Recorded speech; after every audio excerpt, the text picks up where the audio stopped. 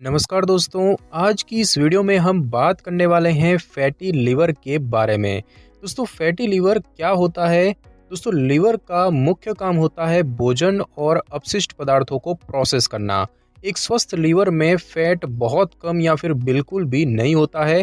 हालांकि यदि आप बहुत अधिक शराब पीते हैं या बहुत अधिक भोजन खाते हैं तो आपका शरीर इन अतिरिक्त कैलोरी को फैट यानी कि वसा में बदल देता है और इस फैट को फिर लिवर की कोशिकाओं में स्टोर किया जाता है। समय के साथ लिवर कोशिकाओं में फैट की मात्रा काफ़ी बढ़ सकती है और यदि ये मात्रा बहुत अधिक हो जाती है तो उस स्थिति को फैटी लिवर कहा जाता है। फैटी लिवर बहुत अधिक शराब पीने का संकेत हो सकता है, लेकिन ज़्यादातर मामलों में यह शराब से संबंधित नहीं होता है। बहुत बार फैटी लिवर अन्य बीमारियों का संकेत हो सकता है, जैसे कि डायबिटीज़। फैटी लिवर वाले लोगों में दिल का दौरा और स्ट्रोक होने का खतरा बढ़ जाता है। बहुत से लोगों में फैटी लिवर अपने आप में दूसरी समस्याओं का कारण नहीं बनता है। हालांकि कुछ अन्य लोगों में फैटी लिवर होने पर लिवर में इन्फ्लेमेशन यानी कि सूजन और लालिमा हो जाती है और समय के साथ धीरे धीरे लिवर खराब होता जाता है, जिससे कि सिरोसिस भी हो सकता है और यह एक गंभीर बीमारी होती है। दोस्तों, इलाज की बात करें तो स्वस्थ संतुलित आहार का पालन करने से फैटी लिवर की समस्या बढ़ने से रुक सकती है या फिर धीरे धीरे ठीक भी होने लगती है। और इसके अलावा डायबिटीज़ को नियंत्रित करना, वजन कम करना और शराब छोड़ना भी शामिल है। और अब हम दोस्तों बात करें इसके प्रकारों की, तो दोस्तों फैटी लिवर के दो मूल प्रकार होते हैं। पहला होता है नॉन अल्कोहलिक फैटी लिवर और दूसरा होता है अल्कोहलिक फैटी लिवर। दोस्तों, नॉन अल्कोहलिक फैटी लिवर की बात करें तो नॉन अल्कोहलिक फैटी लिवर की बीमारी तब तक विकसित होती है जब लिवर को वसा को तोड़ने में कठिनाई होती है, जिससे कि लिवर के टिश्यूज यानी कि ऊतकों में वसा जमने लग जाता है और इसका कारण शराब से संबंधित नहीं है। इसका निदान तब किया जाता है जब जिगर का 10% से अधिक हिस्सा वसा होता है। दूसरा इसका प्रकार है दोस्तों अल्कोहलिक फैटी लिवर। तो दोस्तों, अल्कोहल संबंधी फैटी लिवर अल्कोहल संबंधी लिवर रोग का सबसे प्रारंभिक चरण होता है। ज़्यादा शराब पीने से लिवर को नुकसान पहुंचता है और लिवर जो है वो वसा को तोड़ने में असमर्थ हो सकता है। शराब से परहेज करने से संभवतः फैटी लिवर की समस्या कम हो जाती है। शराब नहीं पीने के 6 सप्ताह के भीतर लिवर से वसा खत्म हो जाता है। हालांकि यदि अत्यधिक शराब का उपयोग जारी रहता है तो लिवर सिरोसिस भी हो सकता है। और उसके बाद दोस्तों बात की जाए फैटी लिवर के ग्रेड की, तो दोस्तों फैटी लिवर की जांच के लिए लिवर का अल्ट्रासाउंड किया जाता है और अल्ट्रासाउंड से डॉक्टर को दिख जाता है कि लिवर में कोई परिवर्तन हुए हैं या फिर नहीं। अगर कुछ परिवर्तन दिखते हैं तो उनके आधार पर फैटी लिवर को 3 ग्रेड में से एक में वर्गीकृत किया जाता है। दोस्तों, फैटी लिवर के 3 ग्रेड के बारे में अगर हम जानें तो फैटी लिवर के ग्रेड 1 का मतलब क्या होता है? यह फैटी लिवर का सबसे हल्का रूप है और यहाँ पर फैट जो है वो लिवर के बाहर जमा होता है और उसके कार्य को प्रभावित नहीं करता है। फैटी लिवर ग्रेड 2 के मतलब की बात करें तो यह एक मध्यम गंभीर रूप है और जिसका इलाज करवाना ज़रूरी होता है और इलाज न करवाने पर समस्या जो है वो बढ़ जाती है। और फैटी लिवर ग्रेड 3 के मतलब की बात करें तो ग्रेड 3 फैटी लिवर का सबसे गंभीर रूप है और जिसमें कि लक्षण दिखने लगते हैं और इसमें मरीज को तुरंत उपचार करवाना आवश्यक होता है। और अब हम दोस्तों जानेंगे कि फैटी लिवर के जो लक्षण हैं वो क्या होते हैं या क्या दिखते हैं। तो दोस्तों, फैटी लिवर की शुरुआत में अक्सर लक्षण नहीं दिखते हैं, लेकिन जैसे जैसे यह बढ़ने लगता है धीरे धीरे इसके लक्षण भी उभरने लगते हैं। फैटी लिवर के करीबन 75% मरीजों का लिवर बढ़ जाता है और इसके अन्य लक्षणों की बात करें तो थकान, मतली, पेट दर्द और कुछ मामलों में पेट के ऊपरी भाग में सूजन होना, वजन कम होना, भूख कम होना, साथ ही साथ कन्फ्यूजन यानी कि भ्रम भी हो सकता है। और इन लक्षणों के होने पर आपको अपने डॉक्टर से परामर्श लेने और इसका ठीक से इलाज करवाना चाहिए। फैटी लिवर का आमतौर पर 40 से 60 की उम्र के बाद पता चलता है और यह हालत इतनी गंभीर नहीं है, लेकिन इसका समय पर पता ना लगाना और इलाज न होना लिवर को नुकसान पहुंचा सकता है, जिसे कि सिरोसिस हम कहते हैं। और इससे पीलिया जैसी अन्य बीमारियां भी हो सकती है और आपका लिवर सूजन से ग्रस्त हो सकता है। लिवर की अत्यधिक सूजन और क्षति लिवर के कार्य को प्रभावित कर सकती है। और अब हम दोस्तों जानेंगे कि फैटी लिवर जो है ये क्यों होता है और कैसे होता है। तो दोस्तों, फैटी लिवर का सबसे आम कारण अधिक शराब पीना या फिर शराब की लत होता है। अक्सर फैटी लिवर की समस्या उन लोगों में भी देखी जाती है जो कि शराब नहीं पीते हैं और इन मामलों में डॉक्टर यह नहीं जानते हैं कि फैटी लिवर का कारण क्या होता है। तो जब शरीर बहुत अधिक वसा बनाता है या वसा को तेजी से मेटाबोलाइज नहीं कर पाता है तब फैटी लिवर की समस्या होती है और अतिरिक्त वसा जो है वो लीवर की कोशिकाओं में संग्रहित हो जाती है और यहाँ जहाँ पर ये फैटी लीवर रोग को जन्म होता है। ज़्यादा वसायुक्त या चीनी वाले आहार खाने से सीधा फैटी लीवर संबंध होने के प्रमाण कम है, लेकिन ऐसे खाद्य पदार्थों का इसमें योगदान अवश्य होता है। शराब के अलावा फैटी लीवर के अन्य सामान्य कारणों की बात करें तो जैसे कि मोटापा, हाइपरलिपिडेमिया यानी कि रक्त में वसा का स्तर ज़्यादा होना, डायबिटीज़, आनुवंशिकता, तेजी से वजन कम होना, एस्पिरिन, स्टेरॉयड, टैमोक्सिफेन और टेट्रासाइक्लिन सहित कुछ दवाओं के साइड इफेक्ट के तौर पे भी ये हो सकता है। और उसके बाद दोस्तों बात की जाए कि ऐसे कौन से जोखिम कारक हैं जिनसे कि फैटी लीवर होने की संभावनाएं बढ़ जाती है, तो दोस्तों कुछ बीमारियां और ऐसे कारक हैं जो कि नॉन एल्कोहलिक फैटी लीवर होने के जोखिम को बढ़ा सकते हैं, जैसे कि नॉन एल्कोहलिक स्टेटोहेपेटाइटिस, और इस रोग में फैटी लीवर रोग होने का सबसे ज़्यादा जोखिम होता है।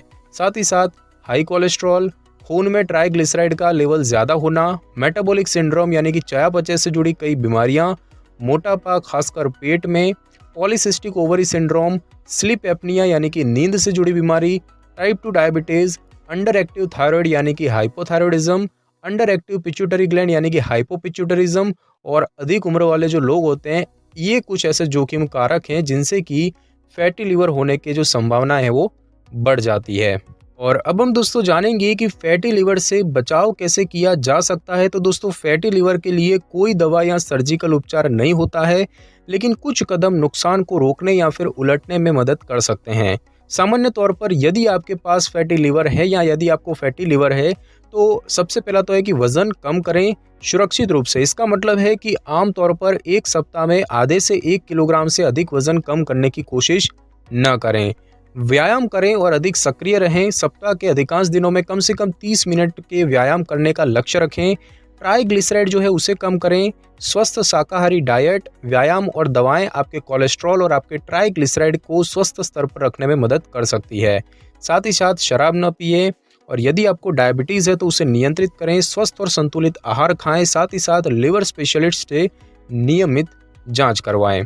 और अब हम दोस्तों जानेंगे कि फैटी लीवर का निदान या परीक्षण कैसे होता है। तो दोस्तों सबसे पहले बात की जाए फिजिकल टेस्ट यानी कि शारीरिक परीक्षण की, तो अगर आपके लिवर में सूजन आ गई है तो डॉक्टर आपके पेट की जांच करके लिवर के आकार में वृद्धि का पता लगा सकते हैं। अगर आपको थकान या भूख कम लगना जैसी समस्याएं होने लगी हैं तो इस बारे में अपने डॉक्टर को बताएं। पहले लिए गए सप्लीमेंट, शराब का सेवन और दवाइयाँ वगैरह की पूर्ण जानकारी डॉक्टर को ज़रूर दें। उसके बाद बात की जाए खून की जांच की, तो नियमित रूप से खून की जांच करके डॉक्टर लिवर में एंजाइम की मात्रा का सामान्य से अधिक होना वगैरह पता कर सकते हैं, और इससे फैटी लीवर होने की पुष्टि नहीं हो पाती। सूजन होने के कारण का पता लगाने के लिए आगे विश्लेषण करना जरूरी होता है। उसके बाद दोस्तों बात की जाए इमेजिंग परीक्षण यानी कि इमेजिंग टेस्ट की, तो दोस्तों लिवर में मोटापा या फिर सूजन का पता लगाने के लिए डॉक्टर अल्ट्रासाउंड की मदद लेते हैं। अल्ट्रासाउंड टेस्ट द्वारा ली गई तस्वीर से लिवर का अतिरिक्त मोटापा सफ़ेद क्षेत्र के रूप में दिखाई देता है, और इसके अलावा सीटी या एमआरआई स्कैन जैसे अन्य इमेजिंग भी लिए जा सकते हैं। अल्ट्रासाउंड के जैसा एक इमेजिंग टेस्ट फाइब्रो स्कैन भी होता है, और इसमें भी अल्ट्रासाउंड की तरह जो ध्वनि तरंग है उनकी मदद से लिवर के घनत्व, सूजन या फिर मोटापे से प्रभावित क्षेत्रों की जांच की जाती है। फाइब्रो स्कैन की मदद से लिवर के सामान्य टिश्यूज़ की जांच भी की जाती है, और इमेजिंग टेस्ट से लिवर में फैट का पता लगाया जा सकता है, लेकिन इसकी मदद से डॉक्टर लिवर में हो रही अन्य समस्याओं की पुष्टि नहीं कर पाते हैं। और बात की जाए लिवर बायोप्सी की, तो लिवर के परीक्षण के लिए डॉक्टर सुई की मदद से लिवर का एक टुकड़ा निकालते हैं। निश्चित रूप से फैटी लिवर का पता करने का यही एकमात्र तरीका होता है, और इस दौरान दर्द को कम करने के लिए डॉक्टर मरीज को सामान्य बेहोशी की दवाएं दे देते हैं, और बायोप्सी भी डॉक्टरों को रोग का सही कारण निर्धारित करने में मदद करता है। और अब हम दोस्तों जानेंगे कि फैटी लीवर है, इसका इलाज क्या होता है, इसकी क्या ट्रीटमेंट है, इसे कैसे ठीक किया जाता है। तो दोस्तों फैटी लीवर के रोगियों के लिए इलाज के लिए कुछ विकल्प होते हैं, जैसे कि जीवन शैली में बदलाव करना, जिसमें कि व्यायाम करना, वजन घटाना, आहार सेवन वगैरह शामिल है, दवाइयाँ लेना, सप्लीमेंट्स लेना, ओमेगा 3 फैटी एसिड, सर्जरी और लिवर प्रत्यारोपण यानी कि लिवर ट्रांसप्लांटेशन। दोस्तों बात की जाए वजन घटाने की और व्यायाम की, तो वजन घटाना और व्यायाम करना फैटी लीवर के मरीजों के इलाज में काफ़ी मददगार होता है। लिवर जो है वो फैट को कम करने के लिए शरीर का बहुत ज़्यादा वजन घटाने की ज़रूरत नहीं पड़ती है। शरीर से 10% वजन करना काफ़ी होता है। फुर्तीले व्यायाम करने से लिवर के फैट में कमी होती है और इसके अलावा व्यायाम से नॉन अल्कोहलिक स्टेटोहेपेटाइटिस की सूजन को भी कम करने में मदद करता है। और वो दोस्तों बात की जाए दवाइयों की और अन्य इलाज की, तो उसमें सबसे पहले बात करते हैं इंसुलिन सेंसिटाइजर्स की। तो दोस्तों मेटफॉर्मिन यानी कि ग्लूकोफेज डायबिटीज़ के इलाज में इस्तेमाल की जाने वाली दवा है जो कि कोशिकाओं की इंसुलिन संवेदनशीलता को बढ़ाने का काम करती है और यह सीधे इंसुलिन प्रतिरोध की विपरीत प्रतिक्रिया करती है जो कि लिवर रोग और मेटाबॉलिक सिंड्रोम के साथ जुड़े होते हैं। पियोग्लिटाजोन यानी कि एक्टोज और रोसिग्लिटाजोन यानी कि एवेंडिया दवाइयों का प्रयोग भी डायबिटीज़ के इलाज के लिए किया जाता है क्योंकि ये दवाएं जो होती हैं वह भी इंसुलिन संवेदनशीलता को बढ़ाती है और इन दोनों दवाओं से लिवर के फैट और अन्य प्रकार की लिवर की समस्याओं में कमी हुई है। पियोग्लिटाजोन जो है वो निशान यानी कि स्कारिंग की समस्या को भी कम कर देती है जो कि नॉन अल्कोहलिक स्टेटोहेपेटाइटिस के कारण बनते हैं। उसके बाद दोस्तों बात की जाए एंटीऑक्सीडेंट्स की, तो नॉन अल्कोहलिक स्टेटोहेपेटाइटिस के इलाज के लिए विटामिन ई का प्रयोग भी किया जा सकता है मगर यह हर रोगी के लिए प्रयोग नहीं की जा सकती। इसको चुनिंदा मरीजों को दिया जाता है और इसके संभावित जोखिमों के बारे में मरीजों को अच्छे से जान लेना चाहिए। ओमेगा 3 फैटी एसिड की बात की जाए तो ओमेगा 3 फैटी एसिड लिवर रोग और मेटाबॉलिक सिंड्रोम वाले रोगियों के लिए उचित इलाज हो सकता है क्योंकि इन रोगियों में कार्डियोवास्कुलर यानी कि हृदय तथा रक्त वाहिकाओं संबंधी रोग और मौत की संभावना अधिक हो जाती है। उसके बाद दोस्तों बात की जाए लिपिड कम करने की दवाओं की, तो खास तौर पर एजेटिमिब और स्टेटिन का उपयोग मेटाबॉलिक सिंड्रोम से जुड़े असामान्य रक्त लिपिड जो है उसके सामान्य स्तर पर लाने के लिए और उनका इलाज करने के लिए किया जाता है।